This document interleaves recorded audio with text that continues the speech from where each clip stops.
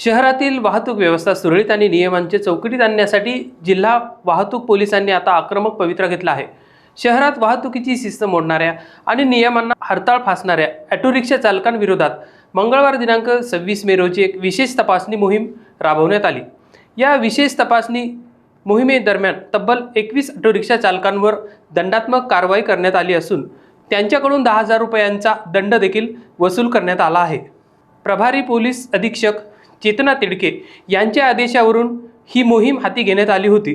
जिल्हा वाहतूक शाखेचे पोलीस निरीक्षक वैभव पाटील आणि पोलीस उपनिरीक्षक विजय जाधवर यांच्या मार्गदर्शनाखाली वाहतूक पोलिसांच्या पथकाने शहरातील विविध भागात ही तपासणी सुरू केली असता रिक्षा चालकांकडून वाहतूक नियमांचे सर्रास उल्लंघन होत असल्याचे दिसून आले।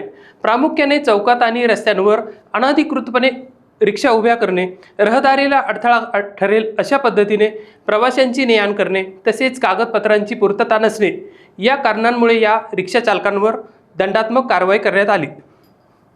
पोलीस हवालदार सकाराम घोलप, पोलीस अंमलदार संतोष मोरे, राहुल गाडगे, मोहन बनसोडे, चेतन दहातोंडे, चालक पोलीस हवालदार हरके आणि नारायण वाघमारे या पोलीस कर्मचाऱ्यांच्या पथकाने प्रत्यक्ष उपस्थित राहून ही कारवाई यशस्वी केली।